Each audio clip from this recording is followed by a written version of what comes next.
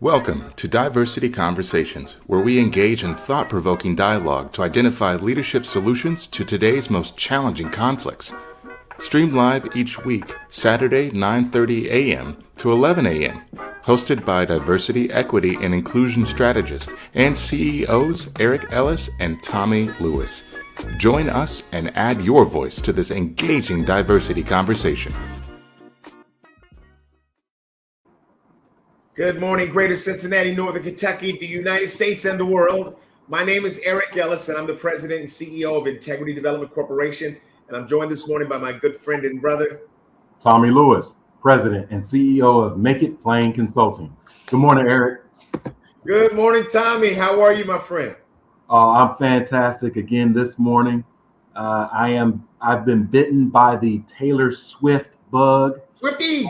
The Swifties, the global icon pop artist who has invaded Southwest Ohio and the tri-state area. And so we're very, very excited here. And although I'm staying out of the way. Right. Shut down the city, right? Shut down traffic. I think they closed the highways almost. She shut it down. So I'm excited. There's a big buzz in the community, and we have a rich topic to talk about today as well. Right, and we will dive right into that, Tommy, because it is so significant. Some of the rulings that have taken place through the Supreme Court over the last couple of days have really sent shockwaves through the country and around the world. So we're gonna take an opportunity to talk about this Supreme Court and what they are doing. We've heard conservatives sort of rail at the notion of judicial, what do they call the term? Activism, judicial activism. And they were really always sort of blaming liberals for judicial activism. And what we may be seeing right now is this court, this conservative-leaning court, 6-3, really sort of turning back the clock in the ways they believe are appropriate for this country, and ignoring precedent and things like that. With all that has been said about the power of precedent and things being settled, and every one of them, the latest justices talking about during their confirmation that they had no intention of opening up those areas, those Pandora boxes. But we certainly have seen that they have taken on every one of them, from abortion to affirmative action to LGBTQ rights. And so, Tommy, let's sort of talk about what's your overall reaction to where we are at this moment. My overall reaction, Eric, is that we have some difficult days ahead of us as a country, as people of color in particular, and our future with regards to how institutions will possibly be able to alienate, discriminate, and enforce any bias and prejudice with the next generation of leaders. What that generation looks like, what type of social economic class they come from, what type of previous legacies do they have. Some of these biases may very well play themselves out. And I will say that I think what has happened is not only set us back 50 or 60 years, but it's going to take maybe 15 to 20 years, 4 generations to redo what has been done. So if we've gone back 60 years and it takes us 40 years possibly to really move forward, we have really, like you said, uncover Pandora's box. I don't know, Eric, exactly what is going on today. Yeah, I'll tell you that, what's going on is we are seeing the fruit, we're seeing the justification for the love that conservatives and white people in many cases have had for President Trump. when they say that we just love his policies. They really love that he went directly at packing the court with people that he knew from his interviews were going to overturn abortion. They were going to overturn affirmative action. And that was part of the criteria, I think, in the discussions that he had with them in selecting them. So he went at it from an activist standpoint and got what he was looking for. And now he tries to play it both ways again. But I'll tell you that I'm not one that suggests that there are these sacred cows that should not be ever looked at. So I don't have any problem with you looking at affirmative action.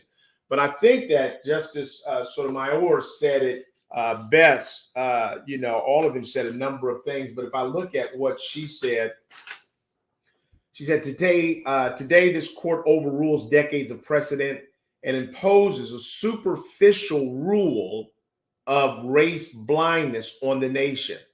The devastating impact of this decision cannot be overstated. The majority's vision of race neutrality will entrench racial segregation in higher education because racial inequality will persist so long as it is ignored.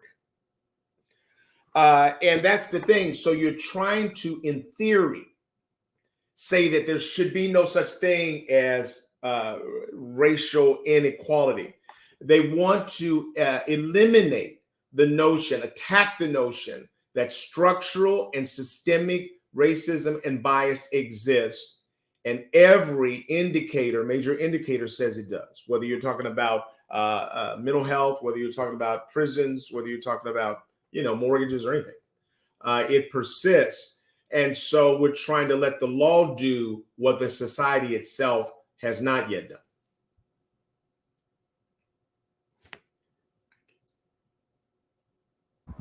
There's an undercurrent tone of mindset as well. And that is that when we think of affirmative action, the intentional action to ensure that the admissions processes is equitable for all. Affirmative, intentional policy, practice, and culture. Now that was put in place because historically institutions of higher education were at times blatantly discriminatory. Right. We can go back to the Ivy League of 100, 150 years plus, where higher education was only for white males. And then that was opened up to white females. And then it was opened up to other demographics, so on and so forth. But there was a disparity in the enrollment. We were still seeing in higher education, not only very tainted and tilted ratios of 95% plus being one particular demographic and the other 5% minus being of another. So much so that we had the establishment of historically Black colleges and universities and Hispanic universities. And so those realities of race instituted the movement for affirmative action, that there was an imbalance. Right. So now we have to think from a mindset perspective. I don't know, Eric, if those legislators, policymakers, and others, particularly of the majority race, the white race, if they themselves see their own race as a race. Right. In other words, I'm seeing folks saying when we think of affirmative action, it only talks about people of color or maybe international. It's not about us. Right. So when we look at, okay, let's go 5 years from now, and we look at the data and look at the admissions rates, it may say that 95% of the students over the last 5 years that have been admitted into institutions have been white and or Asian. Mm-hmm. And the white and or Asian may not see themselves as a race. So there's nothing wrong. Right. And therefore, That's why the dismantling and overturning of affirmative action was correct, because we are now seeing that nothing was ever wrong, because we're not seeing ourselves as a race. Right. Not seeing ourselves as a race, and not seeing race as a factor other than when it gets used. And so the goal was to make sure that race is never used as a negative or as a stereotype. And so they're literally saying that uh, whatever is in writing or print is the negative. What happens sort of implicitly or unconsciously or underneath the surface is not a problem. We don't have any responsibility to deal with that. So if we look at civil rights legislation, when we changed the laws in this country, they said that you can no longer discriminate against people based on race, religion, da da da da. People basically said, okay, I don't. Right. I don't. Yesterday I did. Today I don't. And so then the government said, well, okay, we're going to come around and see if, because of this law, if there's any evidence that changes occurred. They went around for those government contracts. Hey, where's the diversity that you should have now that the law has been overturned? Well, we can't find any. We're working at it, though. Okay, well, we'll be back in a couple months. Come back in a couple months. Hey, where's the diversity there? Well, I can't find any. So then they said, okay, I see now. The law has changed, but you all had it. Right. So now we're going to institute quotas. So that's when quotas started. You've got to have something that's representative of the population in your community. And then we got smarter over the years and said, okay, we're not going to tie you to the population. We're going to tie you to the talent in that group that's available to you. And so then people hated quotas. So then they got rid of quotas, and fought that. And sort of went back to, I'm not biased, we're looking. And so now this Supreme Court, the conservatives on the court have said, hey, the only problem in this whole thing is a stereotype that all people of a certain color are impacted the same way. Well, no, they're not impacted in exactly the same way, but they are all judged oftentimes by the color of their skin, not the content of their character. And so we keep trying to play these games of just don't speak it, but do it. And that's just not the world that we're living in. When we look at college admissions, Eric, I don't want our audience and our community to misunderstand what and how the color of one's skin can be identified. It's not always visibly looking at someone and seeing their color or their race. Sometimes it's zip code.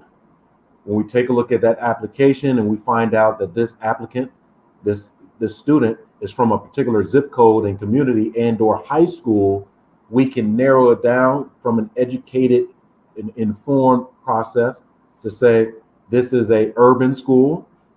We can look at data to show what is the percentage of demographics within that school, not only racially, but gender perspective, socioeconomic, meaning if it's a school that receives a high number of free and reduced lunch, etc. And that in and of itself may lead to an assumption that if your school is free and reduced or Title IX school, that it's African American or it's Hispanic, right? Or anything like that. And so bias does play a part where we take a look at, again, zip code. We look at schools and their rankings. Yeah. Right? Yeah. The rankings. Yeah. And so we haven't always seen the student. We may see the resume, the essay, right, the application, a lot of those subjective things, the transcript, and we project, sometimes based on name in school, we project that this is a student of color. And hold on, we don't do quotas anymore. We don't like quotas, but we are at our threshold because we're at 5%. Right. Although we don't like quotas. So it's not a hard number, it's a percentage. Now that we're at 5%, that's basically the majority. That's the seat you get, right? That's the seat, right?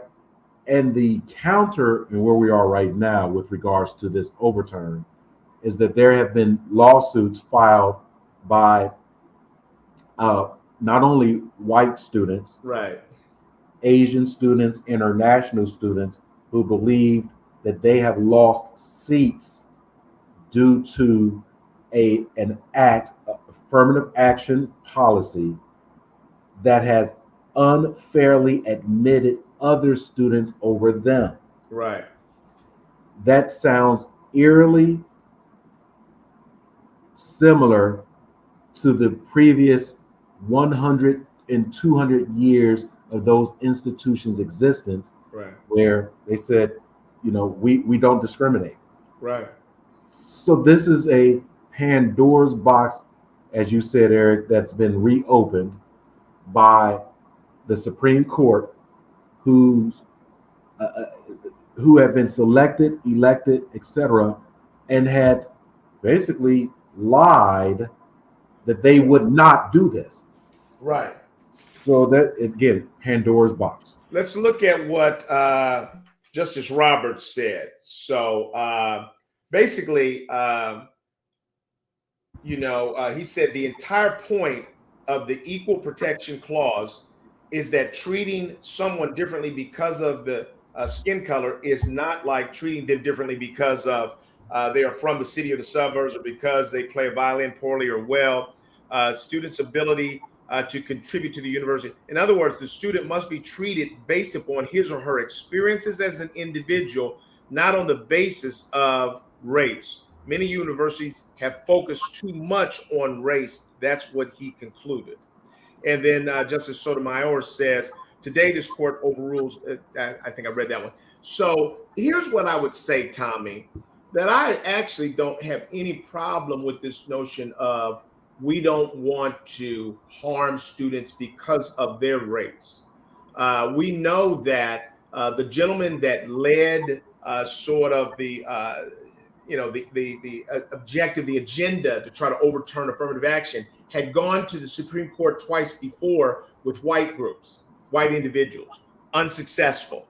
So he finally went and recruited some Asian Americans, and that looked like that was the right formula for this court to say, okay, we can take that. That already shows you that race is an impact. Yeah. They knew they couldn't get it done with whites because people perceive, the nation perceives whites as having more privilege and advantage in people's heads. Whether it's real or not, it is real, but whether it's real or not, they know that. We won't take those.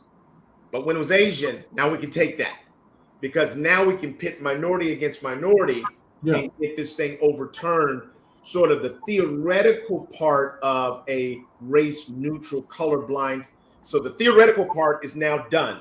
The structural part, which then eliminates any opportunities to balance out the impact of your race today, not just historically, which is true. There's a lot of historical things that you can't catch up with, but even today, there are structural challenges that exist.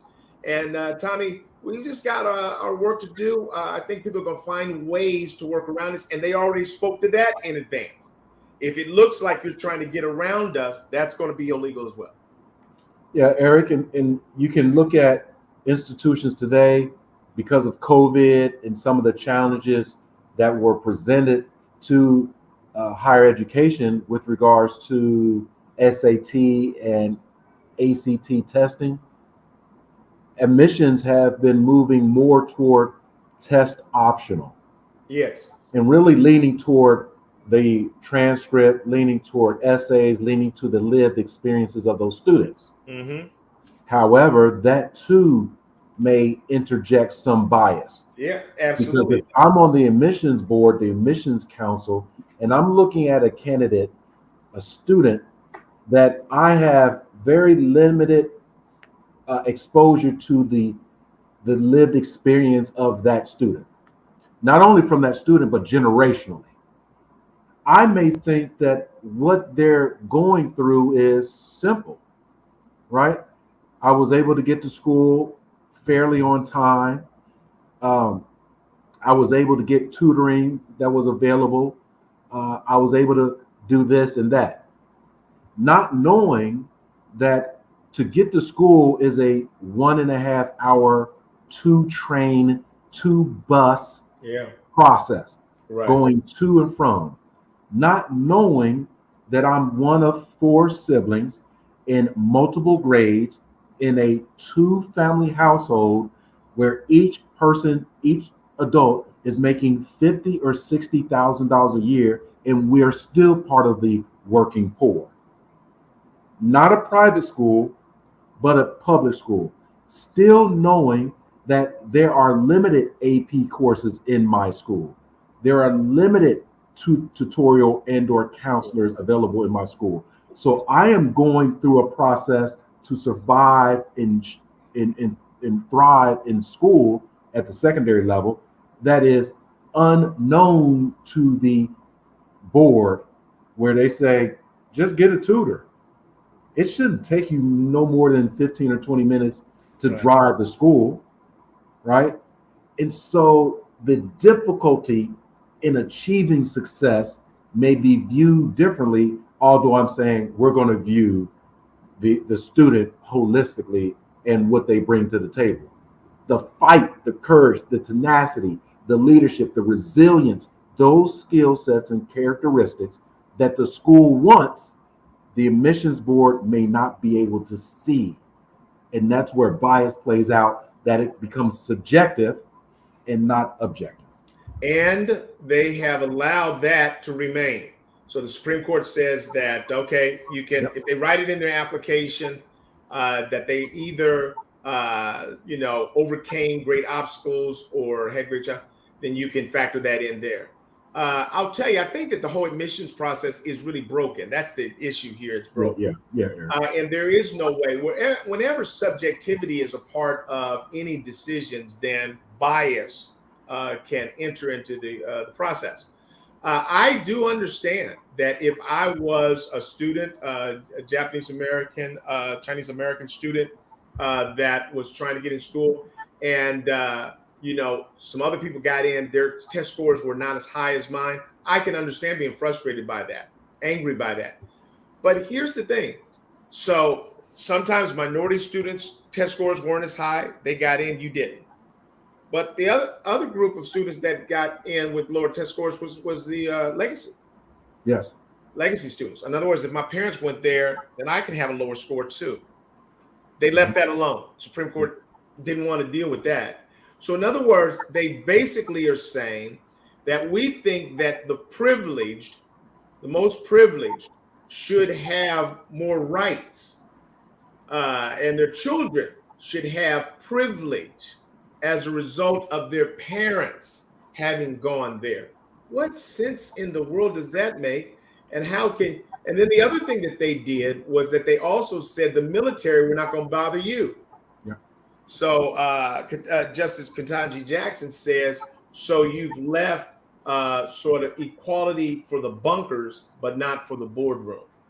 And Tommy, I think it's just a bold power move that says that we can do what we want. How can a Supreme Court on one day reject a lot of these political redistricting because of gerrymandering, and saying that white state houses are rigging, gerrymandering their political districts in a way that they have more power, and it reduces the number of black districts? If race doesn't matter, then how can you suggest that that's real, but what's happening to students as they go into colleges and universities is not? I mean, it's just shocking. It is shocking. And again, when we're talking about higher education, we're mostly speaking to and about public institutions. Your private institutions have much more flexibility to do what they want to do because they're private, right? Now they do have some requirements, some boundaries under the laws of this country. But when we think about those public institutions, which are struggling financially, some of which are closing simply because they don't have the enrollment. And how do you get that enrollment? You relax particular requirements for administration, believe it or not, that you can get more volume in. So some may say, we don't want to relax the criteria and qualifications to get in admittance, right? Mhm. And there's the bias that a particular demographic of people, we are having to reduce and or lower our criteria for those to get in. In reality, if we could do away with affirmative action in this race-based admission policy, we can, within our scope of preference, That's it, Tommy. accept who That's it. we want to accept That's to exactly get right. the volume up. That's Yep. right. And that's what I'm saying. I'm agreeing with you 100% that at the end of the day, our criteria is what's jacked up. It's the wrong criteria for the best education of a student body. In other words, any students being educated in a homogeneous environment will have a more inferior education than those who are educated in a diverse environment, diverse academically, diverse socioeconomically, racially. So we got to begin to relook at what is the right sort of ingredients that make for a good educational experience, and why do we have to limit it at all? Yeah. We can actually, because of virtual and digital, we can go infinite. So what is it that is causing us to have to limit even who we accept? Everybody's got to be able to do the work. So no matter who gets in, everybody's got to be able to do the work. We're seeing that those marginalized, they got the extra points, but Yep. graduated. If they graduated, that means they had what it took to do it. That's it, Eric. So when you look at the workforce overall, we do know that the trades, the skilled worker is literally the essential worker is essential. Right. In years past, the essential worker in some cases did not need to have a college degree in some cases. And so now we're looking at how do we increase the competitive advantage of those who could not afford Right. or did not want to go to college. Right. So we have to be able to, we being the system that the Supreme Court is trying to open up by dismantling affirmative action, looking at the system to see if we can get more people in the pipeline Right. to get what we're calling an education, a bachelor's degree or an associate's degree, to be even more competitively advantaged, Right. right? When we look at employers. So now employers can say, do you have a college degree? Associate's, bachelor's, right? Say, well, I do in mechanics. I'm sorry, did you say mechanical engineer? No, I didn't say that. I say in mechanics. Right. So what's that? Basically auto mechanics. You got a bachelor's degree in auto mechanics when that was a trade certificate, right? But now that I've eliminated the admissions process based on a bias of race, I can now look at those other populations, the rural communities, the Appalachian community, Right, Tom. right? And really get them so they can be marketable across the country, not only in Utah, Wyoming, North and South Dakota, in Virginia, West Virginia, but in major metropolitan cities. They can. Right. So now we can increase the social economic status Right. of the people so we Right. can pay them more. This is what it's talking about. That's what, and so Tommy, you and I are on the same page. I wrote in a recent post yesterday that really overreaches and things like that, they only accelerate and sort of make certain the possibility of change. That's what we're going to see. We've been laying back comfortably, just going along to get along. But right now, because of the overturning of affirmative action, it's going to force us to look at innovative solutions that have been long needed.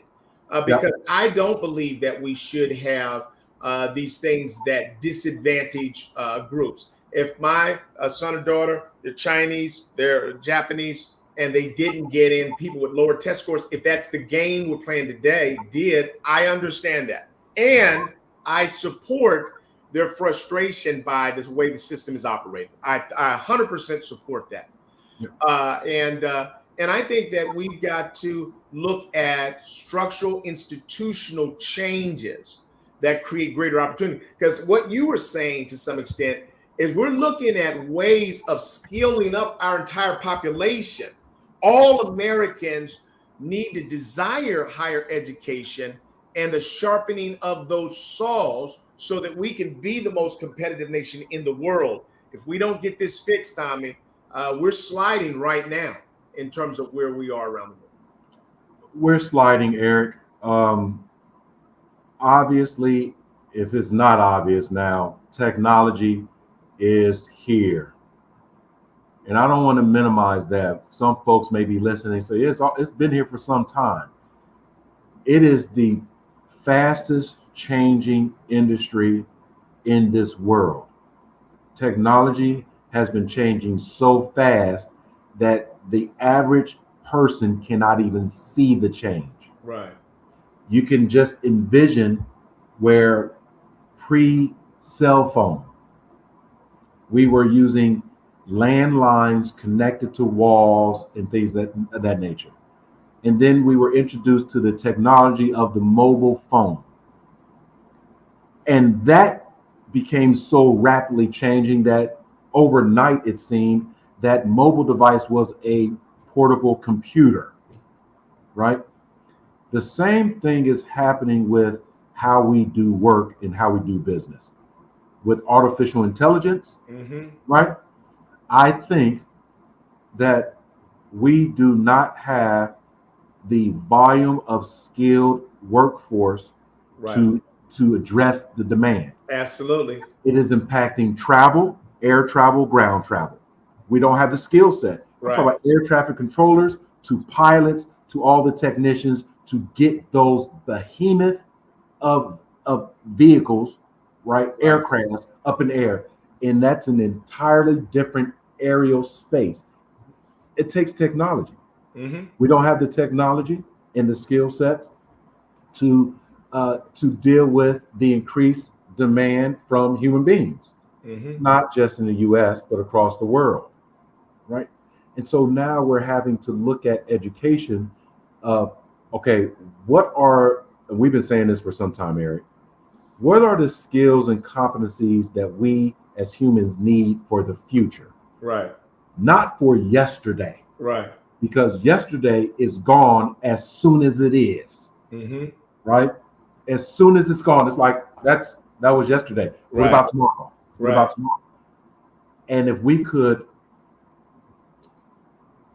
there are people in power, legislators, lawmakers, who say there's two realities. One is that this country is increasing in its population of people of color and international.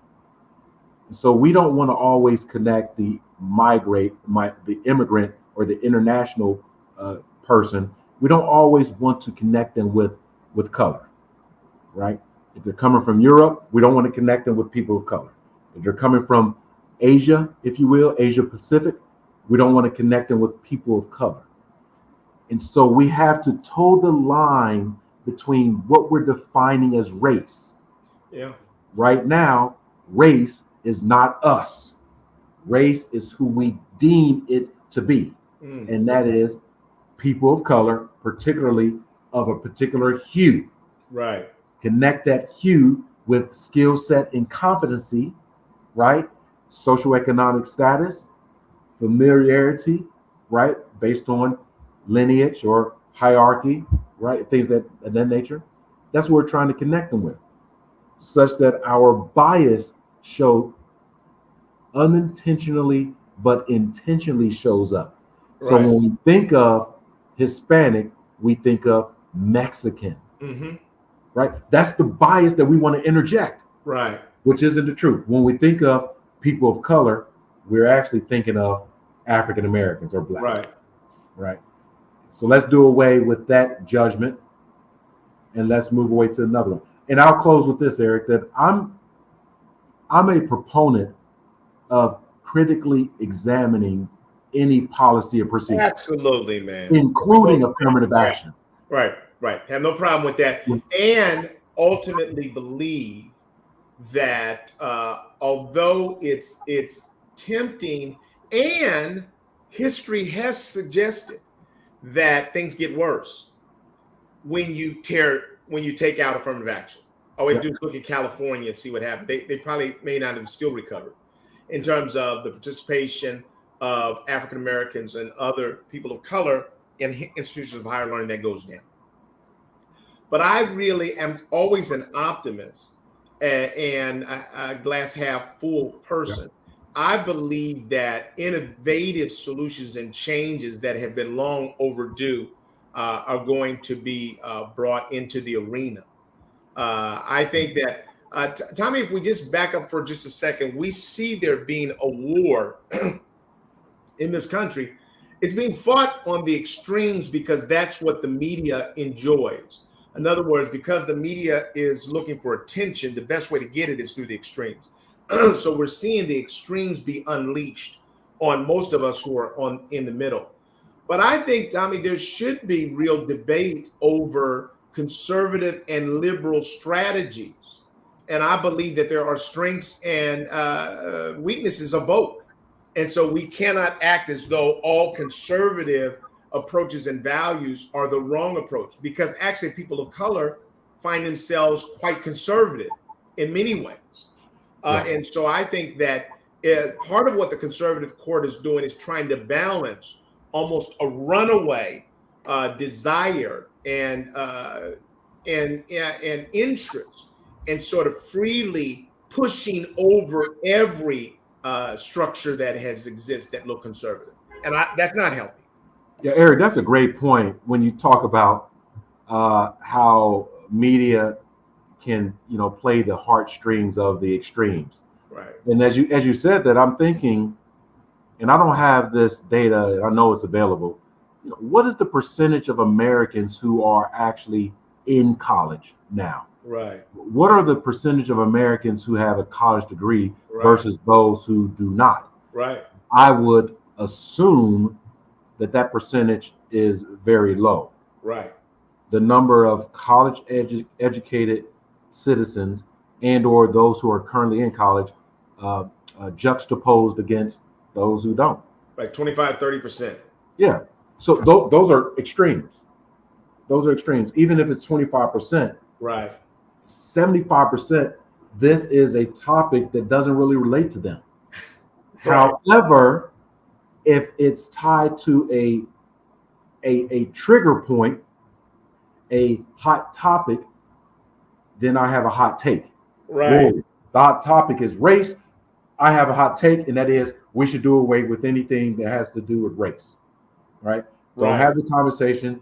We're not talking about diversity, equity, and inclusion because that's about race as well. Affirmative action was only about race, et cetera, et cetera.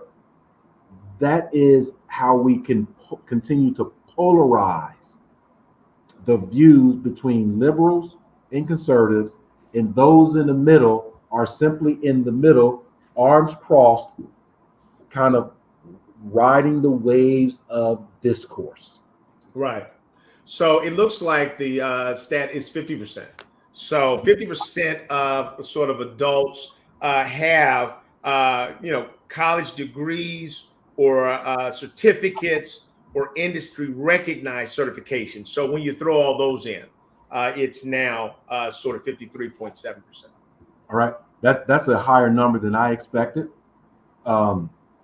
And that may be saying something over the last few decades of where we've been moved up from 37.9% in 2009 to 53.7% in 2021.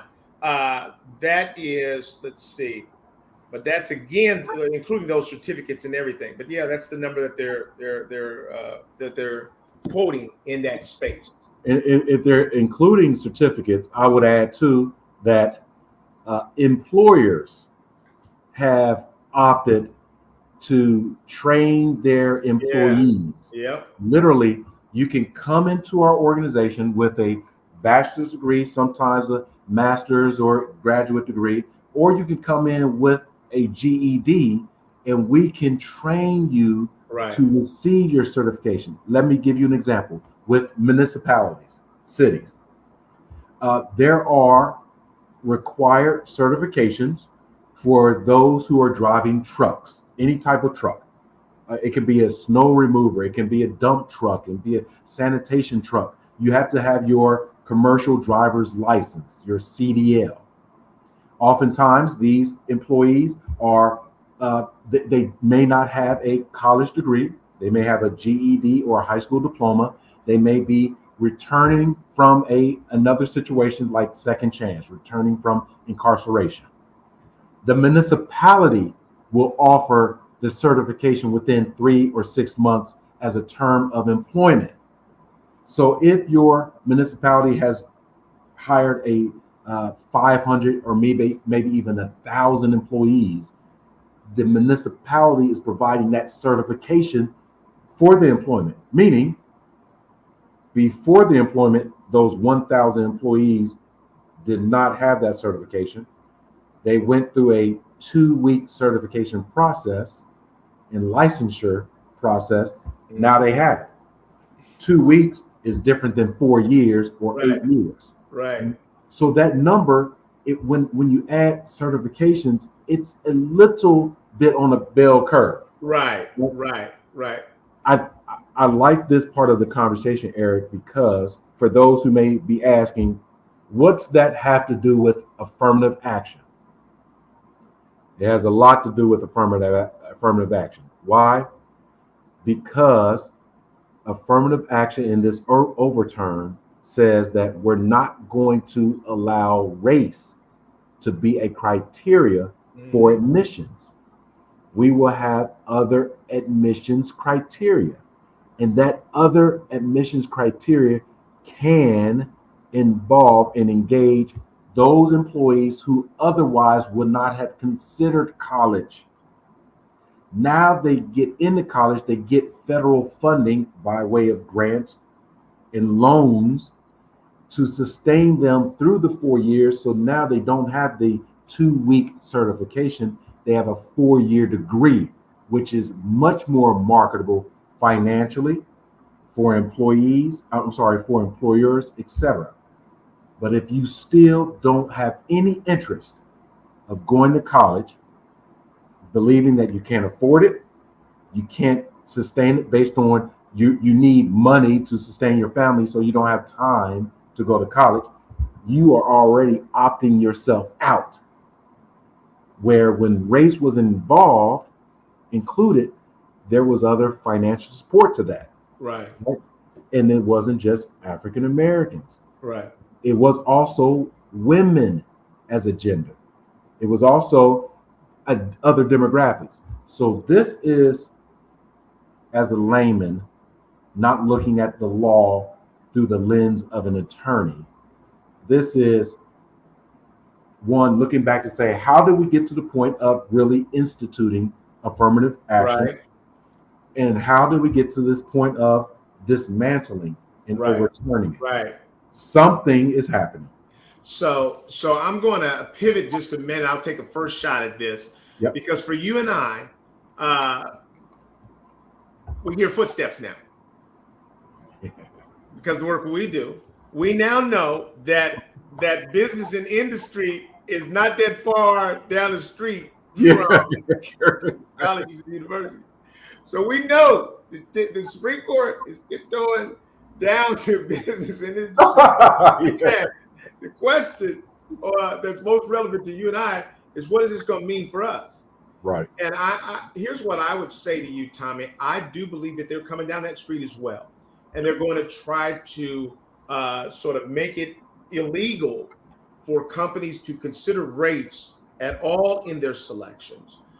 They are going to ignore the fact of the buddy system, the good old boy system, all of that. They're going to ignore that and say, okay, that shouldn't occur. That shouldn't occur. So you got to live with that shouldn't occur, but is rampantly and regularly occurring. But we're going to take away sort of any preferences. But that's for you and I, doesn't change much of what we do, because we're trying to help organizations look at their systems, their processes, their structures that are not being equitable. We don't need targets or tokens to get our work done. We're trying to help organizations look at the systemic ways in which conscious and unconscious bias may be sort of influencing their decisions, their policies, their representation. I think that we go from the word diversity to proving fairness, equity, and justice. So now you got to prove that. So we don't need the diversity language. So let's just go ahead and kill it. We can kill diversity language. But what the language that will resurface is equitable and fair opportunities, and you now have to prove that that is happening. What are you doing to ensure that nobody gets discriminated against based upon their race, their sexual orientation? That's where you got to go to. And so now organizations have to do some things proactively in that space to ensure that people in this new colorblind world are not being harmed by who they are. The footsteps are getting louder and louder, Eric. They were beginning some time ago, and then they took a rest at affirmative action. They took a rest at critical race theory. They took a rest at certain legislation and certain executive orders being in place with banning, if you will, the practice of implementing diversity, equity, and inclusion training. Those were just benchmarks and resting points. Testing the water For the great run, the great race, right? And so because we are ever so observant of the participants of the race and using our senses, sight, sound, smell, right?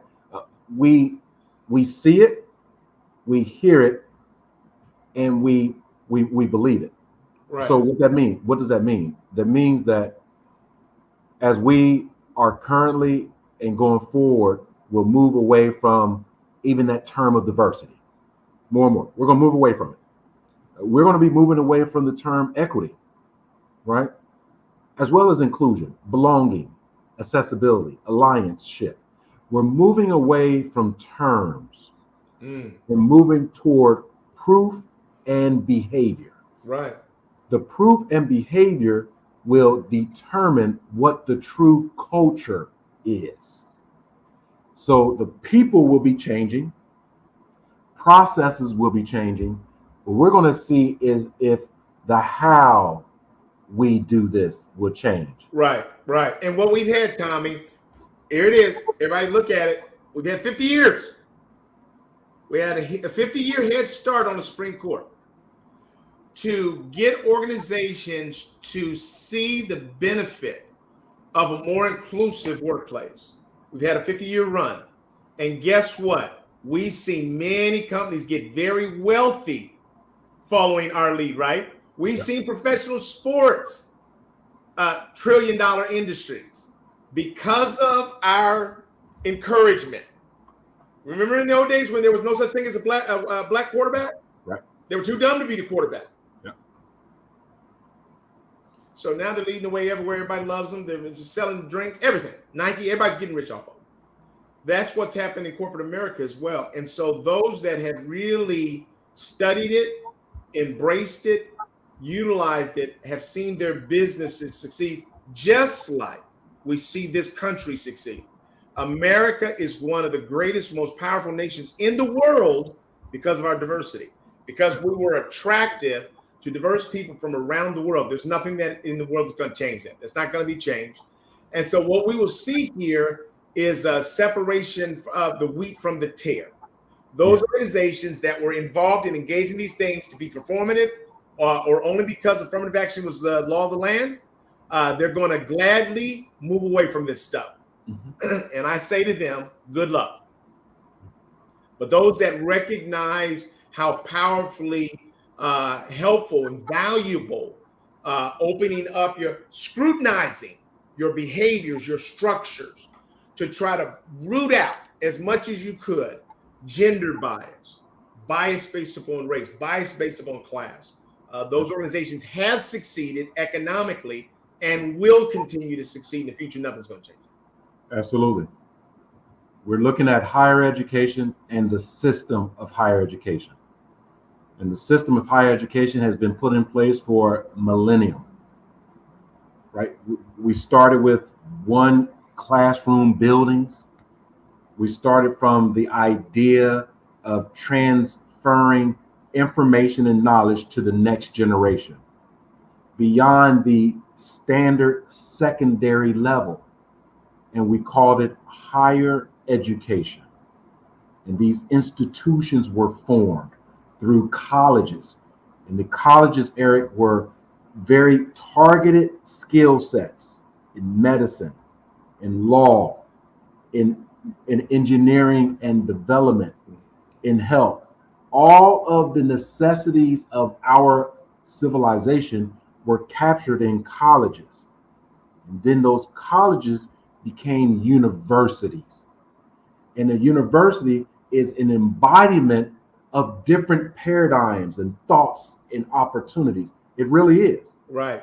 So when you enter into the university, you're first exposed to a myriad of learnings.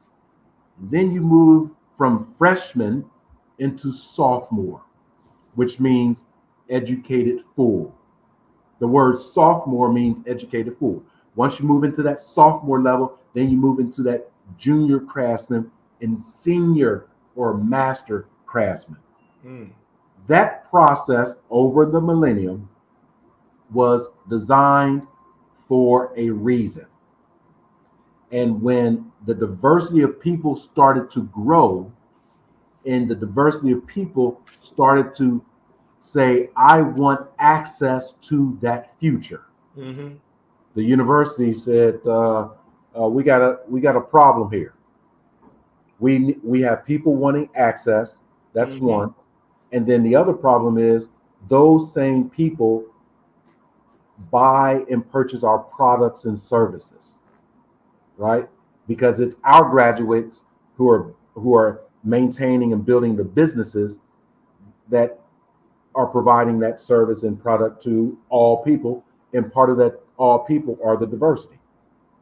So where are we now? We are still reevaluating what higher education means. Mm-hmm.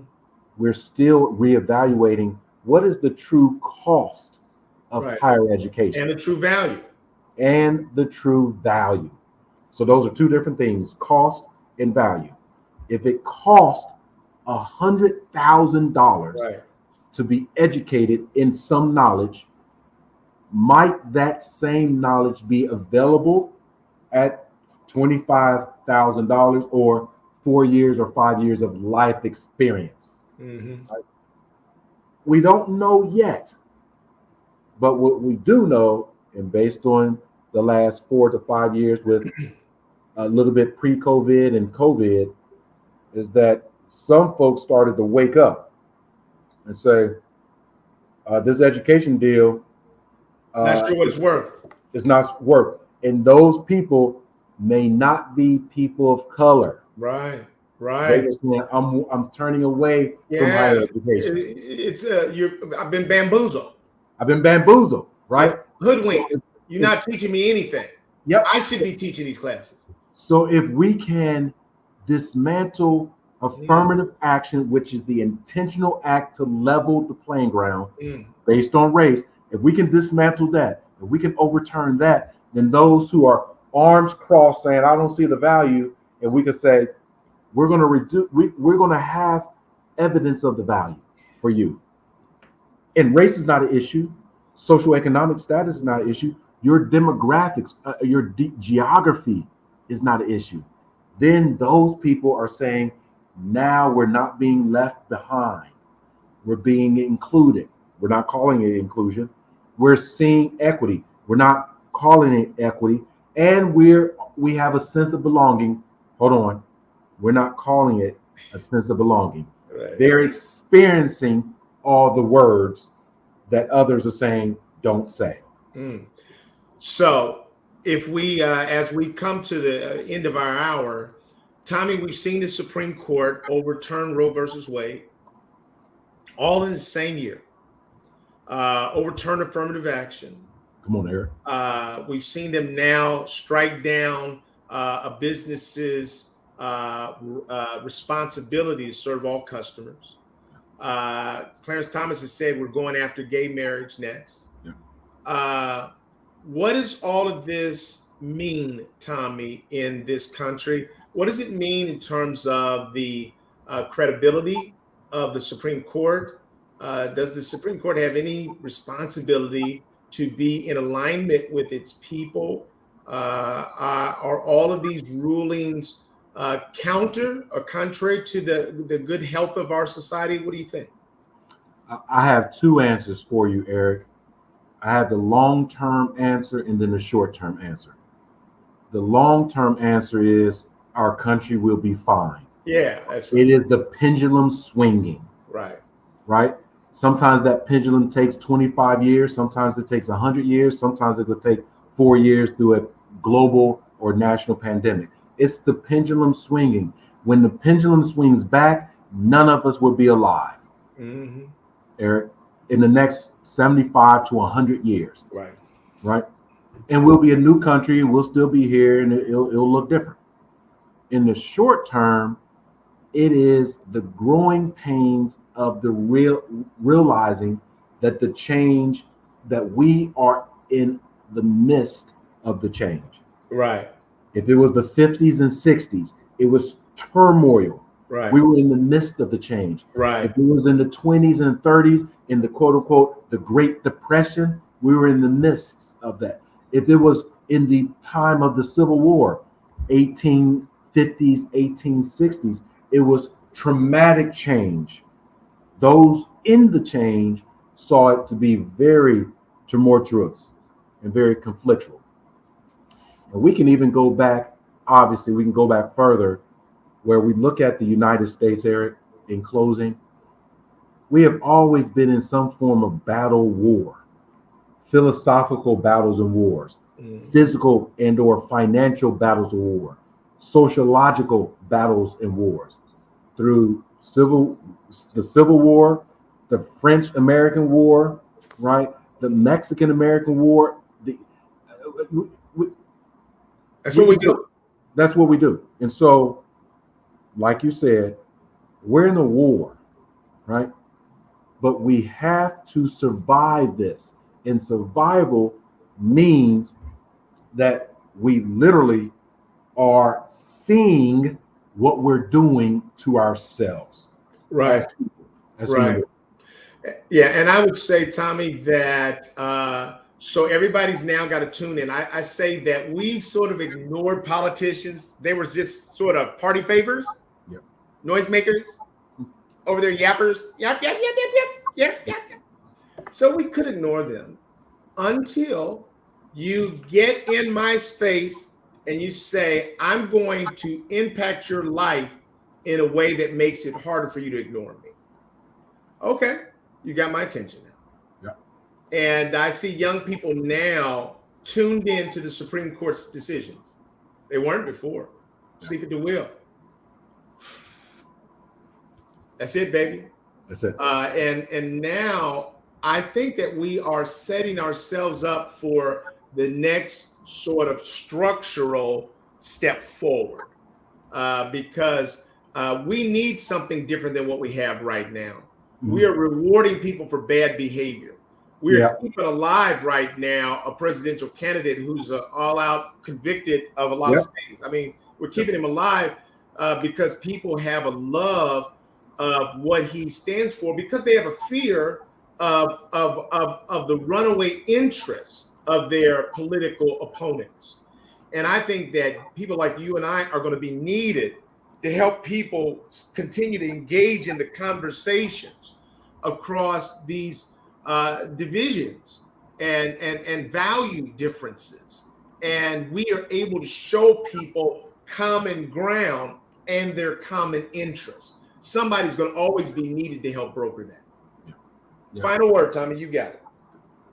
Eric, I want to first thank the students who attended the Illuminate Leadership Conference.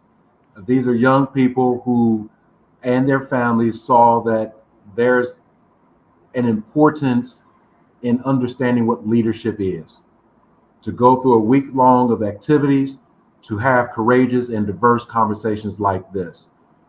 There were a number of folks that really had their eyes open by respectfully and honestly having discourse with one another. Right. And that's what we do, Eric. This is a conversation between you and I and our community.